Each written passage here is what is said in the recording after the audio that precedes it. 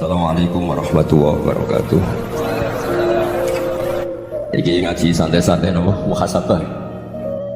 Muhasabah itu kalau Kiai Jawa maknani itu ngoreksi diri sendiri, jadi menghitung diri sendiri. Ini pas bidang yang saya tekuni tadi, karena Habib Ahmad yang minta kemarin sama Ibu dari Indonesian Power itu, Ibu Lia, saya turutin sekaligus saya sambil belajar terus tentang muhasabah. Dalam konteks Indonesia, muhasabah itu sudah jadi perilaku ya, karena dulu orang tua saya, guru-guru saya kalau ngandani itu, bayangkan kalau kamu jadi dia. Jadi misalnya kita mentang-mentang atasan, otoriter sama bawahan, bayangkan kalau kamu jadi yang bawahan itu kayak apa. Laukun tamakana, kalau orang Arab bilang, bayangkan kalau kamu di posisi dia. Makanya guyonannya orang-orang Indonesia itu kan orang ngaramkan judi gitu, bareng dikasih tahu, tapi yang menang anak jenengan, alhamdulillah. Ternyata ngaramkan itu karena ada anaknya, kalau anaknya yang menang ya seneng. Meskipun itu guyonan, tapi saya punya padanan itu dalam kitab hikam. Nabi Ibrahim itu Khalilur Rahman, tentu bencinya minta ampun sama yang namanya maksiat itu. Suatu saat beliau diterbangkan di alam malakut. Itu kalau di hikam saya halaman 15 juga, saya masih ingat betul. Mungkin kalau anda beda halaman karena beda cetakan. Setelah diterbangkan di alam malakut, diperlihatkan sama Allah, ada orang pezina, ada orang syaribul khomri, ada orang mabuk, ada orang macam-macam. Allah tanya sama Nabi Ibrahim, bagaimana pendapat kamu Ibrahim tentang mereka yang maksiat? Kata Nabi Ibrahim, ya Allah, habisi saja mereka hidup di bumi engkau, makan rezeki engkau, kemudian mereka tidak taat sama engkau. Singkat cerita, di fase itu, saya ulang lagi, di fase itu Allah nuruti sampai sekian peristiwa, mungkin 3 atau 4. Sudah setelah sekian tahun Nabi Ibrahim lupa peristiwa itu, kemudian beliau diminta menyembelih anaknya. Ini versi kitab hikam. Memang versinya banyak tentang kenapa Nabi Ibrahim disuruh menyembelih anaknya. Ketika mau menyembelih anaknya, Nabi Ibrahim ragu. Wa samratu fuadi, anak saya ini buah hati saya, kenapa engkau suruh menyembelih? Terus kata Allah, apa kamu tidak ingat ketika kamu saya angkat di alam malakut, kemudian kamu usul bunuh-bunuh, saya ada mempertimbangkan usul anda, tapi kenapa sekarang saya merintahkan kamu mikir gitu? Terus, ya karena ini anak saya ya Allah. Terus kata Allah, rumang samu wong sumpah mata ini gak gawean kau sehingga lebih enak usul mata ini. Sebenarnya saya yang bikin, kemudian anda enak aja usul membunuh. Semenjak itu Nabi Ibrahim itu di eranya itu aswaqun nas, orang paling sayang sama manusia. Karena kadang kita keras itu ya, kebetulan itu ada anak kita, ada keluarga kita. Cara orang Jawa itu kan gitu ya, kalau ada perempuan terus macak yang macam-macam pakai sepeda motor cowok, terus wah itu luput suwuk, semoga-moga gini, tapi setelah dikasih tahu, ya kok ponaknya jenengan, semoga-moga selamat. Jadi jangan-jangan Pak Ahli Ma'asi itu kebetulan itu tidak keluarga kita. Kalau keluarga pernah salah pada kita, semangat kita mintakan maaf. Jangan-jangan kita didikte hukum sosial gitu. Jadi orang yang salah kebetulan itu orang yang menservis kita, atau keluarga kita, atau orang dekat kita. Jangan-jangan semangat kita mintakan ampun. Tapi kalau sama orang lain kebetulan musuh kita semangatnya minta itu kena adab. Nah ini yang tidak boleh dalam Islam. Islam mengajarkan niru Rasulullah SAW, Nabi itu rahmatal lil alam. Bahkan kemarin saya ngaji virtual sama beberapa habaib, ada Habib Ali Al-Jufri dari Mesir, ada Habib Alwi dari Kuitang, ada Habib Nabil Al-Musawa. Dari sekian habaib itu saya masih ingat diantaranya yang didawuhkan rahmatan lil alamin itu ketika Nabi adahu kaumuh, disakiti oleh kaumnya, dan itu mereka masih kafir semua. Itu mereka dapat doanya Nabi, Allah mahdi qaumi fa innahum la ya'lamun. Kayak apa baiknya Nabi, orang yang menyakiti, yang melukai, tapi Nabi masih berdoa, mahdi qaumi fa innahum la ya'lamun. Sayyidina Umar dapat doanya Nabi itu yakhina kana kafiran, ketika masih kafir didoakan Allahumma aizzil Islam bi Umar. Itu ketika masih kafir. Itu pelajaran bagi kita bahwa yang sedang tidak cocok pun itu berdapat doa kita. Ya doa supaya kondisi kita baik, hari tambah baik. Karena agama ini Saya berkali-kali bilang dimangkan yarjuwa wal yawmal akhir, agama ini diperuntukkan bagi yang selalu punya harapan pada Allah Subhanahu wa taala.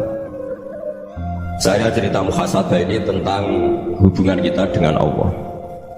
Di Indonesia itu banyak orang fasik, banyak orang nakal. Ya di mana-mana orang nakal itu ya mayoritas, aksaruhum fasikun. Tapi berkahnya harapan. Mungkin saya kira nakal sobenda, mungkin saya kira sholat soben sholat, mungkin sekarang belum sakok, belum dermawan, suatu saat dermawan. Barokahnya itu fasik ini dianggap sementara, sedang fasik, sedang tidak benar. Karena kiai-kiai kita, para guru-guru kita, para habaib utamanya itu mesti bilang semoga husnul khotimah. Nah barokahnya doa itu semoga husnul khotimah itu menjadikan satu pola sosial.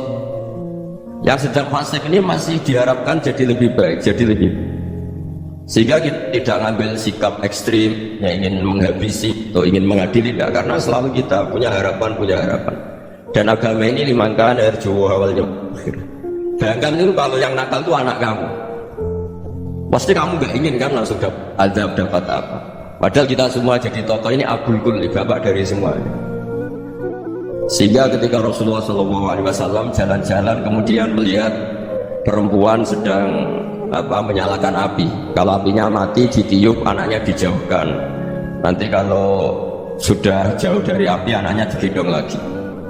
Terus kata Rasulullah matur ke semua sahabat, ara'aitum anna hadhihi tarikhatan waladaha 'alan nar. Apa kamu berpendapat bahwa perempuan ini akan melemparkan anaknya ke neraka? Tidak ya Rasulullah, tidak akan seorang ibu melemparkan anaknya ke api. Terus kata Rasulullah, Allahu arhamu min hadhihi biwaladiha. Allah lebih rahman, lebih rahim dibanding orang tua ini kepada anaknya. Ini yang harus kita kenalkan terus, kita kampanyakan terus, supaya orang hubungannya dengan Allah itu nyaman, asik. Sehingga dengan demikian selalu ada harapan bahwa yang sedang nakal ini suatu saat tobat. Kita tidak boleh menghukumi pasti begini, pasti gini, itu tidak wilayah kita. Itu juga yang dicontohkan Rasulullah SAW. Secara lahir Nabi itu nggak berkenan sama Wahsy, karena Wahsy itu salahnya salah fatal, karena membunuh ahabban nasi ila Rasulillah, yaitu membunuh Said Hamzah. Jadi ketika Wahsy tobat, Nabi itu terima tobat. Dan ketika beliau dengan basariyahnya nggak siap ketemu Wahsy, karena harus ingat Said Hamzah, basariyahnya diturutin. Oke, kamu iman saya turutin, tapi jangan sering ketemu saya, karena kalau ketemu kamu saya masih ingat sama paman saya Said Hamzah. Kita bisa ngelola seperti itu. Kita tidak cocok sama orang, bagaimanapun mereka umat Rasulullah SAW, kita tetap mencintai mereka. Misalnya kalau beda agama, mereka sama-sama orang Indonesia, kita mencintai mereka atas nama warga Indonesia. Tapi kalau misalnya potongannya orang cocok, beda kultur, bawaannya itu mangkno cara Jawa, ya bisa diilmoni, jangan ketemu. Oh, sudah tidak cocok, ingin ketemu nyari solusi, orang ini tok seneng itu kan ya repot gitu. Ya sudah, kalau nggak mati cocok ya jangan sering ketemu. Dan itu kita bisa memanage seperti itu tuh bisa. Saya berkali-kali cerita tentang Imam Syafi'i. Kalau dikasih tahu ya Imam Abu Abdillah, panggilannya Imam Syafi'i, tetangga anda ini ternyata banyak yang nggak senang anda. Jawabnya beliau senang. Ya bagus kalau nggak senang saya, ada utang saya. Gitu. Jadi gara-gara sama senang aku ngatur aku ini kan. Dan kalau sama rasa senang kan ya enak. Jadi hidup itu dianggap happy. Kalau senang ya teman silaturahim, kalau nggak senang ya nggak bakal utang gitu. Baru kayak senang itu nggak ganggu. Jadi dulu itu orang bisa ngelola seneng tidak seneng itu bisa, karena ada kearifan hubungan dengan Allah Subhanahu wa Ta'ala. Hidupnya selesai karena masyhur bizikrillah, mereka sibuk dengan Allah. Makanya kata ulama-ulama tasawuf, kamu jangan melihat manusia perilakunya, tapi kamu juga harus ingat yang gerakkan semua itu Allah Subhanahu wa Ta'ala. Dengan demikian kita faroh, kita senang. Makanya Nabi kalau ngutus Anas bin Malik kemudian nggak kesampaian yang diinginkan karena Anas main, ketika garwa-garwani Nabi agak tersinggung, Nabi andai karena Allah menghendaki yang saya inginkan kesampaian, pasti itu kesampaian. Jadi dianggap kegagalan Anas gak manggil yang dituju Nabi itu ya kersane Allah, ya enteng saja. Sayyidina Ali lebih parah lagi yang dialami. Itu dalam beliau kalau dipanggil itu gak cepet-cepet ke sana. Ketika ditanya, kenapa kamu tak panggil gak cepet ke saya? Amin tuh ukubat, karena aku tahu kau orang baik itu pemaaf. Jadi makanya orang-orang soleh dulu itu bodoni itu. Makanya sekarang kalau ada orang bodoni itu mesti biji orang soleh. Karena kalau orang-orang soleh itu kakean husnudon lagi sering dibodoni. Abdul bin Umar itu masyhur itu. Kalau ada budaknya sering sholat, sergap sholat itu dimerdekakan. Akhirnya nggak sholat pun pura-pura sholat. Akhirnya juga dimerdekakan. Ketika ditanya kenapa engkau merdekakan, padahal mereka sholatnya menipu engkau, kata pembisik-pembisik. Man khuda'ana lillah in khuda'na lah. Dia nipu atas nama Allah, berarti saya tertipu juga atas nama Allah. Nggak masalah dong, semuanya demi Allah Subhanahu wa ta'ala. Jadi ketika kita ketemu mensifati Allah Ta'ala itu Ghafir, Allah pemaaf. Jangan kamu nggak fair untuk diri kamu nyifati Allah Ghafir, pada orang lain Allah kamu sifati Sadidul Iqab. Jadi Allah kamu atur, kayak MC tadi ngatur saya. Jadi Allah itu apa? Kalau pada saya Ghafir, kalau pada musuh saya Sadidul Iqab. Itu nggak fair. Kalau Anda punya harapan kepada Allah karena Allah Rahman Rahim, Allah Ghafir, sebenarnya Allah pada musuh kita ya bisa saja Allah Ghafir, bisa saja Allah Rahman Rahim. Sehingga kita melihat orang lain yang kita tidak cocok itu ya enteng saja. Itu min ummati Rasulillah sing tanaluhu syafa'atu, tanaluhu sa'atu rahmati, tanaluhu fair. Jangan dengar kita kayak mesti dapat rahmat, jangan orang lain kayak Allah pasti Sadidul Iqab. Itu tidak boleh. Sehingga ketika ada orang Badui, sehingga cerita orang Badui ini kencing di masjid, semua sahabat meminta dia, yang nggak minta hanya Nabi dok. Saking mangkalnya orang ini karena semua sahabat bentak kecuali Nabi. Setelah dibenari Nabi, terus Nabi nyuruh sokwa ali daluban min ma'in. Setelah disucikan masjid itu, dia berdoa keras kan. Allahumma arhamni wa Muhammadan wa la tarham ma'ana ahadan. Ya Allah, yang berhak dapat rahmatmu hanya saya dan Nabi Muhammad, yang lainnya jangan. Karena yang lainnya itu jengkelin, gitu aja saya salah dimarah-marahin. Jadi kalau kamu doa terbatas, saya kayak orang Bedui ini, kayak orang Arabi. Apa kata Nabi? Laqad tahajjarta wasi'an. Allah yang rahmatnya luas menjadi kamu sempitkan. Karena kamu mau atur, Allah hanya rahman pada Indonesian Power, pada NU, pada kita, yang orang lain nggak perlu dapat. Itu kan kasihan Islam, karena Islam terus nggak dimiliki semua orang. Allah tidak dimiliki semua orang, Rasulullah nggak dimiliki semua orang, karena di NU, di ormas tertentu, di nggak boleh seperti itu. Nggak boleh tahajjar tawasian, kata Nabi, tidak boleh mempersempit zat yang rahmatnya itu luas. Jadi semoga etika ini kita pakai di Indonesia. Yang sedang fase kita harapkan lebih baik, yang sedang nggak dapat hidayah kita doakan dapat apa? Hidayah. Masyhur kan, makanya tadi saya mohon sama Habib Ali supaya Habib Ahmad supaya tetap mahalul qiyam tabaruk sama Habib Ali. Di antara doa-doa di Sintujuran masyhur itu antuqau bilal muzliba minnah fil ghufran wal musi'a bil ihsan. Jadi harapannya para habaib, para orang-orang baik dulu ya, semoga yang dosa itu dimaafkan, yang sedang salah dibuka, bikin lebih baik. Nabi itu tugasnya juga gitu. Wastaghfir li dzambika wa lil mu'minina wal mu'minat. Nabi itu tugasnya juga memintakan ampun yang sedang salah. Nah ini cobalah jadi etika kita, muhasabah kita. Jadi muhasabah itu cara berpikir kita pikir ulang. Ternyata semangatnya seorang Nabi itu wastaghfir li dzambika wa lil mu'minin. Semangatnya itu memintakan ampun. Orang ahli tafsir tahu semua kalau Nabi itu tidak mungkin dosa. Jadi itu khitabun Nabi wa urida bi umat, itu khitab Nabi, tapi yang dimaksud itu umatnya, karena Nabi tidak akan mengalami dzambun, tidak akan mengalami dosa. Sekarang enggak, kadang-kadang kita ini kalau orang lain salah itu semangat. Kalau di perusahaan ada teman salah, apalagi beneran salah itu seneng, barokahnya salah bisa ganti kan gitu. Ya jadi kalau mungkin di dunia tokoh juga gitu, barokahnya ada tokoh salah, kita yang jadi populer sendiri, tidak boleh seperti itu. Kita harus salimus sodri ijami'il muslimin. Jadi ini harus dilatih. Saya tadi matur sama Habib Ahmad, latihan kita jadi hidup. Nabi itu kalau resep jadi wali itu kata Nabi gampang. Kata Nabi, kalau kamu ingin disenangin Allah, ya sudah. Kalau kamu asbahta wa amseta gini-gini, perasaan kamu, kata Nabi, jangan punya perasaan ghil sama orang muslimin. Itu sudah wadhalika min sunnati. Makanya Nabi ngendikan la yablughni ahadun an ahadin syai'an. Ada yang baca la yuballighni ahadun an ahadin syai'an. Seseorang jangan melaporkan ke saya tentang salahnya yang lain. Fa inni akhruju ilaikum wa ana salimus sodri. Karena saya ingin ketemu sampean semua dalam keadaan salimus sodri, tidak punya perasaan apa-apa. Karena kalau nurutin membisik, nurutin informasi itu ya repot, karena orang pasti setia. Ada kiai yang top datang ke kampung-kampung yang desa-desa, kata yang seneng itu punya akhlak. Wah itu bagus orang besar datang ke kampung-kampung. Kata yang nggak seneng, Oh itu jobnya dia kecil kok diambil, itu kan ya kasihan. Itu kan sudut pandang. Makanya saya sering bilang, akal kita ini cukup untuk mentasdik Rasulullah SAW. Meskipun perasaan kita kadang orang Jawa itu beda. Saya berkali-kali bilang sama peneliti dari Jogja, kenapa sih para nabi itu kok poligami, istrinya banyak? Nabi Daud katanya itu berapa, Nabi Sulaiman malah jumlahnya agak terbatas itu. Nabi Muhammad itu paling sedikit. Saya tanya gini, perempuan itu orang lemah, jadi kalau nolong orang satu gimana baik, kalau nolong orang dua ya lebih baik, ya sudah kira-kira seperti itu. Paling tidak akal kita masih tahu kalau orang baik itu kan mesti baik, nolong orang satu baik, nolong orang dua ya lebih baik, nolong orang tiga lebih baik. Tapi kalau kamu orang nggak baik, satu saja kamu terlantarin, kamu miskinkan, kamu dia tinggal ukur kan, kalau orang baik nambah baik, tapi kalau orang buruk nambah buruk. Nah itu akal kita bisa menganalisis kenapa sih nikah itu ada yang poligami, ada yang enggak. Ya sudah, ukur saja diri kamu. Misalnya kayak saya elek keriting, rabi terus, mau perbanyak uang elek, orang perilaku ledok, orang ini jadi elek kabeh.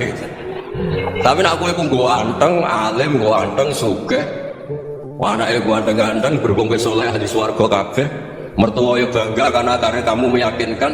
Ini mertua kamu aja gak bangga mau nambah, ipar gak bangga, mertua gak bangga, desa kamu yang kamu wayai juga gak. Beda dengan Nabi ketika nikah Juwairiyah itu gak ada pernikahan sebarukan Nabi dengan Juwairiyah itu. Asyhadu Rasulillah, di situ habis perang banyak tawanan, gara-gara jadi bisanya Nabi langsung dibebaskan semua karena asyhadu Rasulillah. Sekarang bisanya Kanjeng Nabi. Dulu Abu Sufyan menganggapnya bukan main sama Nabi, gara-gara putrinya dinikah terus langsung jadi. Kalau kamu kan enggak, nikah satu, nikah lagi, satu kampung musuhnya. Karena istri pertama itu cemburu, yang kedua enggak bangga. Oh itu selesai itu, di dunia wal akhirah.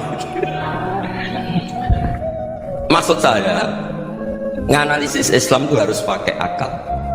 Dan akal yang dipakai, ini saya bawa kitab Ihya, adalah pikiran-pikiran para ulama. Makanya ketika Imam Ghazali ketika ditanya, fakaifa bi muslimin fasikin asabaha fi jami'i amri. Kalau karena ketemu orang fasik, orang Islam tapi fasik, perilakunya nggak ada yang benar. Kata Imam Ghazali jawabnya lucu, aneh. Ma'min muslimin illa wa islamuhu ta'ah. Tidak ada orang Islam kecuali dia mau Islam, membenarkan Allah dan Rasul, itu sudah taatnya dia. Kok kamu tidak bisa melihat taatnya dia? Dia pikirannya kan ini pemabuk, ini tukang apa. Tapi kata Imam Ghazali, sebenarnya kamu masih bisa berpikir positif. Ma'min muslimin illa wa islamuhu ta'ah. Tidak ada seseorang Islam ketika dia milih Islam itu pasti ada taatnya, yaitu tasdik pada Allah dan tasdik kepada Rasulullah SAW. Jadi dengan pola seperti itu, maka di antara guru-guru kita yang modern ya di era Mbah Maimun, di sini ada Habib Ahmad, Habib Salim, syair yang sering dibaca beliau adalah ada orang munajat sama Allah, dia cerita munajat. Itu orang itu ngendikan gini, ana muznibun, ana mukhtiun, ana asi, huwa rahimun, huwa ghafirun, huwa afi. Ya Allah, saya mukhti, saya orang yang salah.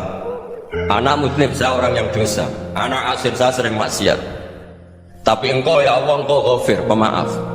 Engkau rahim, maha pengasih. Engkau afin, yang mudah memaafkan. Kata orang ini ya agak kurang ajar, tapi saking senengnya sama Allah. Qobal tuhunna salasatan bisalasat. Ya gini saja ya Allah, sifat engkau diadu dengan sifat saya. Engkau Tuhan, terus tidak boleh kalah gitu. Terus wasatah liban ausofu ausofi, dan kau pasti pemenangnya gitu. Jadi ada orang rayu Allah dengan cara seperti itu ya. Saya ini manusia, salah saya banyak. Engkau ampunannya banyak. Engkau Tuhan, terus tidak boleh ampunan Anda, ampunan engkau kalah dengan salah saya. Enggak boleh Tuhan kok kalah. Jadi untuk supaya orang punya harapan gitu. Banyak juga wali-wali yang jatuh ketika datang ke makam Rasulullah SAW. Itu kalau dengar ya agak kacau sebetulnya, cara syariat agak kacau. Ya Allah, engkau punya dua pilihan. Jika engkau menjadikan saya soleh, surah habibu, yang senang kekasihmu, yaitu Rasulullah SAW. Tapi jika engkau menjadikan saya fasik, surah adu, yang senang itu setan. Monggo jenengan mau menyenangkan kekasih jenengan, mau menyenangkan musuh jenengan, monggo jenengan bebas kok memilih. Mestinya Allah yang senang menyenangkan kekasihnya. Jadi ya, intinya Allah dipaksa untuk menjadikan dia orang soleh gitu. Jadi ya, kemarin itu Pak Gus siapa yang kesini itu kuliah ke sini itu sama Habib Ahmad. Saya pertama nggak mau, lama-lama Habib Ahmad. Ini gimana Gus? Orang tahunya saya dekat jenengan, kalau nggak kasih saya malu. Ini kayak doanya walian tadi. Nggak punya pilihan tuh, nggak ada pilihan. Jadi saya mohon muhasabah itu dimulai cara berpikir. Makanya di sini sebetulnya teks ini supaya dapat barokahnya Ihya. Ini kitab yang disenangi para habaib, para ulama. Sebetulnya teks di muhasabah itu redaksinya gini ya, yang lengkap. Hasibu anfusakum qabla an tuhasabu wa zinuha qabla an tuzanu wa tahayya'u lil ardil akbar. Jadi ada kata wazinu, jadi ukur. Perilaku Anda ini diukur, ditakar. Misalnya kita sebagai suami kan ya punya hal-hal yang kita tidak ideal. Corong Jawa mesti pesek, corong rezeki ya pas-pasan ya. Dan kita juga kalau, makanya agak boleh tanya istri begini, apa saat cinta pertama Anda? Pasti ada kecewa. Orang jadi istri hanya korban terakhir itu. Sudah. Karena orang kalau ngelamar kemana-mana gak jadi, yang jadi istri itu pasti korban terakhir itu. Jarang istri pilihan pertama, jarang. Ayo semua yang nikah. Rata-rata itu pilihan Anda pertama apa? Dari sekian ditolak di mana-mana terus. Ya perempuan terakhir. Kamu juga korban terakhir. Itu wali-wali dulu kalau ngandani kita itu sederhana. Antal, ini masyhur diceritakan Habib Zain bin Sabit dalam kitab Al-Manhajus Sawi. Antalam tajid min nafsika kullama turid fa kaifa turidu min ghairika kullama turid. Kamu yang ingin ideal saja, kamu tidak menemukan pada diri kamu untuk menjadi ideal. Kamu kan ingin ganteng, ingin punya uang banyak, ingin perilaku Anda sempurna. Anda saja yang punya keinginan tidak bisa mewujudkan keinginan Anda sendiri. Fa kaifa turidu min ghairika ma turid. Jadi antalam tajid min nafsika kullama turid fa kaifa turidu min ghairika kullama turid. Kamu yang punya keinginan saja. Misalnya saya ingin punya uang banyak, perilaku saya selalu benar, gak pernah salah. Loh, saya yang ingin saja dengan diri saya, gak bisa untuk benar terus. Kok kamu berharap orang lain selalu benar? Jadi antalam tajid ya sama. Kalau kamu menuntut istri kamu itu ramah, neriman, apa kamu neriman sama wajah istri Anda? Engkau ya pola yang dindi jajaki sana jajaki sini, kamu sendiri tidak pernah. Jadi itu nasihat yang luar biasa. Antalam tajid min nafsika kullama turid fa kaifa turidu min ghairika kullama turid.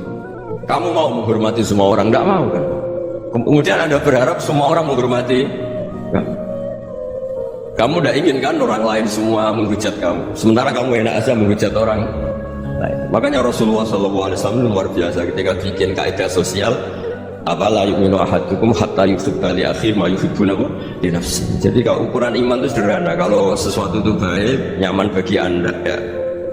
Bayangkan itu pada teman Anda. Misalnya Anda bangun tidur sudah acak-acakan, gak punya uang, utang jatuh tempo, kan gak ingin ketemu orang. Ya kamu jangan bertamu ke jenis ini, karena dengan kamu yang alami juga gak siap ketemu orang. Makanya ada Habib Alim itu dilapuri sama seseorang. Dulu teman saya itu ketika saya kaya itu sering main ke saya. Setelah saya miskin, mereka tidak main ke saya. Kata Habib itu, bagus tuh, bagus. Sunawah kita itu bagus. Coba kalau kamu dulu kaya, teman kamu main kan kamu gaya. Di rumah ada makanan, bisa hormat tamu. Setelah kamu miskin jadi buruh manol di pasar atau buruh bikin botol, teman kamu datang, malu enggak? Mendingan gak datang gitu. Akhirnya ya alhamdulillah gitu. Loh ya kan dulu teman kita datang, kita ada Alphard, istri cantik, rumah bagus lah, kita miskin buruhnya orang pas dibentak-bentak, teman kamu udah datang. Milih datang apa enggak kalau setelah kamu jatuh? Enggak kan? Jadi barokahnya ilmu itu terus. Ya tapi kadang-kadang orang wah setelah saya miskin teman-teman enggak kasih kesini. Ya kalau kamu sudah jatuh teman-teman kamu itu jadi tontonan. Ya mulai sekarang cara berpikir itu dirubah. Dulu yang namanya kiai itu kalau diundang orang itu ya agak-agak senang. Semenjak saya itu agak rubah. Mengundang kiai, ngatur kiai itu tak haram-haramkan ya ada lumayan. Sekarang itu sudah mulai agak beretika. Dulu itu ngundang tuh tanggalnya ditentukan, jamnya ditentukan, nggak mikir apa kiai saat itu nganggur, enggak. Punya wadifah, enggak. Dia milih tanggal yang dia nganggur, nggak mikir masa itu kiainya nganggur apa, enggak. Ya saya ada cerita aja, kamu tersinggung ya monggo, betul ya monggo itu kan. Jadi saya mohon supaya tadi saya juga matur ke Habib Ahmad. Jadi untuk orang merasa ikut sunnah Rasul itu gampang sekali kata saya Muhammad. Dulu Nabi berpakaian ala daerahnya. Kalau mikot ya pakai mikotu baladi. Karena Nabi orang Madinah dan beliau berdomisili di Madinah ya misalnya mikotnya dari Bir Ali misalnya. Tapi kalau anda orang kawasan Tanim mau umroh ya dari Tanim. Misalnya kawasan Jirona ya dari Jirona. Artinya apa? Kamu ngambil mikot karena Nabi mikot misalnya dari Bir Ali. Bukan berarti kamu harus seperti Nabi di Bir Ali. Kamu orang Mekah, misalnya kamu orang Tanim. Orang dia harus dari mikot apa? Baladi. Sama, makanya di fikih-fikih itu kalau tasnik anak Nabi orang Arab, halawiyatnya kurma ya kurma. Kalau orang Jawa sedegan semua bodoh-bodoh. Ya bodoh-bodoh manis. Jadi ini tabaruk sama Sayyid Muhammad, ini ada murid beliau Habib Ahmad sahabat. Supaya orang itu merasa ikut Nabi itu gampang sekali. Ini saya baca di halaman tadi disaksikan Habib Ahmad 433 di kitab apa ini? Manhajus Salaf fi Fahmin Nusus. Itu kata Sayyid Muhammad, wa kanat sunnatu Rasulillah annahu yat'amu ma yajiduhu fi ardi wa yalbasu ma yajidu wa yarkabu ma yajidu mimma abahu wa ta'ala. Faman istamala ma yajiduhu fi ardi fa huwa al-muttabi' lis-sunnah. Kama annahu hajjal baita min madinati. Faman hajjal baita min madinati nafsi fa huwa al-muttabi' lis-sunnah. Wa illam takun hadhil madinatu tilka. Jadi intinya misalnya Nabi dulu itu ngasih sedekah kepada fakir miskin ya pakai dinar, dirham. Ya kalau orang misalnya sedekah pakai rupiah ya sudah ikut sunnah Nabi. Jangan Nabi pakai dinar loh, kamu kok pakai rupiah. Dulu dinarnya Nabi udah ada tulisannya Bank Indonesia, kamu kok ada tulisannya Bank. Ya tidak ada seperti itu. Ya jadi misalnya Nabi sedekah pakai tamar atau pakai al-aqid, ya kita pakai beras, pakai apa? Supaya orang tuh bahwa Rasulullah itu milik kafatal ibnas, milik semuanya, sehingga merasa ikut sunnah Nabi itu ya semuanya. Makanya dulu bangun kalau motivasi saya supaya bombong, kalau orang Jawa bilang bombong, wong Jawa mesti orang wong alim. Beliau menyontohkan mas itu Mbak Fadol, Senori, Mbak Ihsan Jamas itu bisa ngarang-ngarang kitab luar biasa, padahal beliau bukan orang Arab. Imam Sibawi itu orang Persia, Imam Ghazali orang Tos itu juga ikut Persia. Kata Imam Mun, wong sing ora Arab lah mesti untuk jatah alim kata beliau, karena Nabi itu diutus kafatal linnas. Nanti kalau orang yang alim itu Arab tok berarti tidak ada perwakilan dari Afrika, dari Asia Tenggara, dari mana-mana. Makanya karena Nabi statusnya itu kafatal linnas. Jadi kita harus bangga sebagai Muslim, sebagai orang Indonesia, karena misalnya Wali Kutub dulu terkenalnya hanya ada di Yaman, di mana. Ternyata pernah ada juga di Indonesia, dan seperti Habib Abu Bakar Segaf Gresik. Jadi ya harusnya kan tetap orang Indonesia, meskipun beliau dzurriyyah Rasul kan ya sudah orang apa? Orang Indonesia. Dzurriyyahnya Habib Ali Sentudura sekarang di Solo. Jadi di Indonesia juga dapat Alawin banyak, dari Sabdatin Alawin juga banyak. Jadi saya mohon barokahnya ngaji seperti ini. Melihat orang lain tuh gampang, bayangkan tuh kalau anak kamu. Makanya Nabi nanti kalau nggak percaya lihat di Hikam nomor 15 di kitab saya. Di situ dijelaskan oleh Hikam, jangan-jangan semangat Anda pada orang yang maksiat, pada orang yang keliru supaya dihukum itu karena kebetulan itu udah anak Anda, itu udah keluarga Anda. Coba kalau itu keluarga. Makanya kalau saya guyonan di Jogja itu ada pembantu mecahkan piring terus dimarahi majikannya, saya mesti guyon gitu, pasti itu pembantunya tidak cantik. Kok bisa Gus? Andaikan cantik dan kamu senang mecah piring satu, piring sewu ya iso ngamuk. Ternyata ngamuknya itu karena mecahkan piring apa karena plus tidak cantik. Coba jawab para lelaki ini. Kamu marah sama orang maksiat tuh karena maksiat, karena plus itu udah anak Anda. Bayangkan kali itu anak Anda. Itu hebatnya Rasulullah SAW, karena kita yang salah pun kadung umatnya, Nabi tetap ngasih fasilitas syafa'ati li ahlil kabair min ummati. Kayak apa baiknya Nabi? Dia ikut maksiat tapi ikut fasilitasi ngasih syafaat. Loh kalau li ahlil ibadah kan wajar, Nabi ketika ini syafa'ati li ahlil kabair. Ya karena tadi logika yang dibangun Rasulullah itu logika yang luar biasa. Kita semangat orang lain kena hukuman itu karena kita tidak punya rofah, tidak punya rahmah. Coba kalau Rasulullah yang bil mu'minina raufur rahim, semangatnya itu mendoakan supaya tobat, mendoakan diampuni. Dan itu juga yang diperintahkan oleh Allah Subhanahu wa taala, wastaghfir li dzambika walil mu'minina wal mu'minat. Ya semoga barokahnya ngaji ini, barokahnya Habib Ahmad, barokahnya Maulid Simtuduro, barokahnya semua kitab madaih, tiba berdiri semuanya, barokahnya Ikhya, barokahnya Said Muhammad, barokahnya guru kita semua, Mbah Maimun, bapak saya. Kita ini mengikuti manhaj, ya, mengikuti apa? Manhaj. Saya sering didhawuhi Mbah Mun, kenapa ihdinas siratal mustaqim bukan siratoka, bukan jalan engkau ya Allah, karena Allah itu nggak bisa kamu tiru. Allah itu tidak tidur, tidak makan, tidak kesel, tidak capek.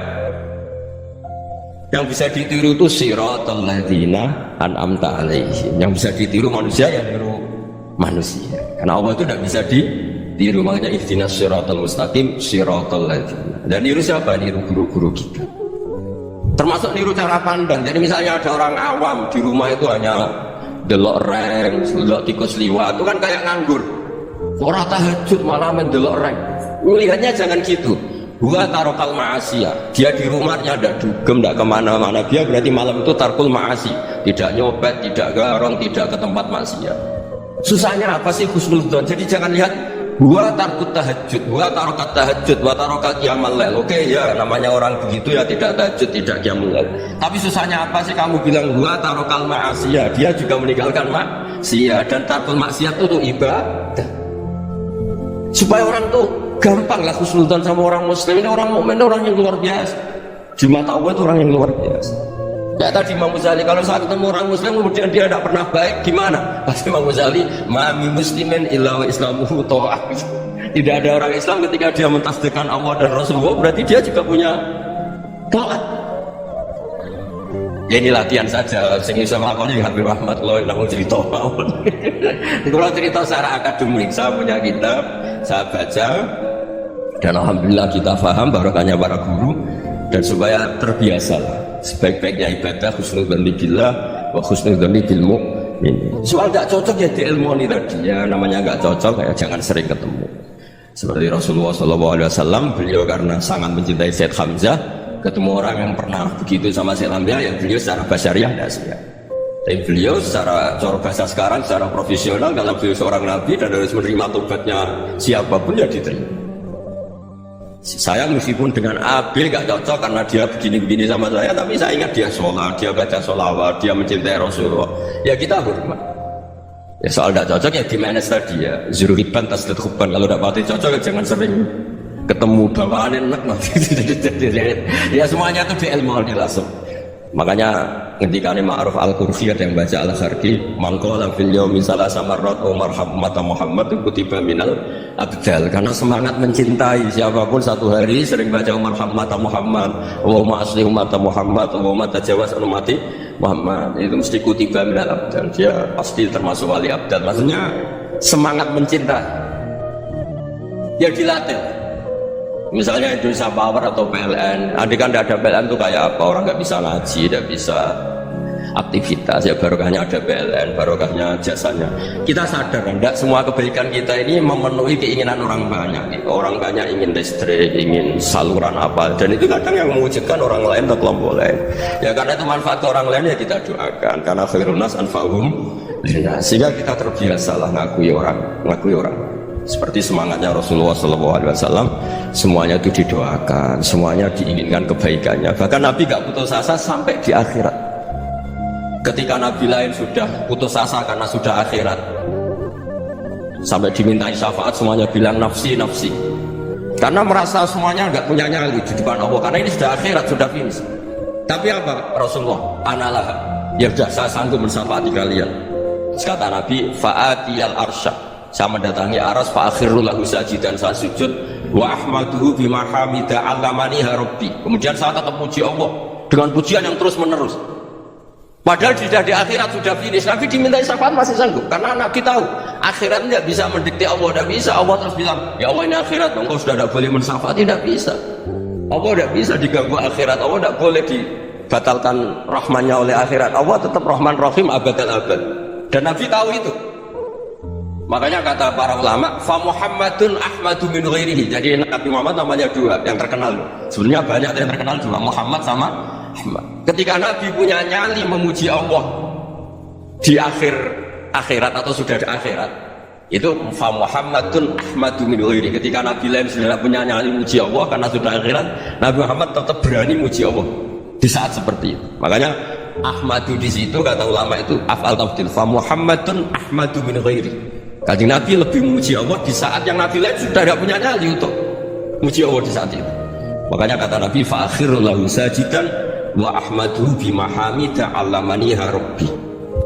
Akhirnya setelah lama gitu terus Allah ngendikan ya Muhammad irfa' ra'sak wasal tutah wasfa tusaffa. Sudah Muhammad, angkat kepala kamu, kamu minta apa saya turutin, dan kalau kamu ingin syafati umatmu saya beri hak apa? Syafaat. Nah, semoga semangat itu juga menjadikan kita munajat bahwa rahmat Allah tidak terbatas, harapan juga tidak terbatas. Mungkin yang sedang nakal kita katakan sedang, jangan terus kamu pastikan wah ini mesti suul khotimah, mesti tidak orang baik. Tidak, agama ini liman kana yarju wal yaumal akhir, selalu bagi yang punya harapan. Ya, mudah-mudahan dapat barokah semua. Mantu dengan kata wassalamualaikum warahmatullahi wabarakatuh.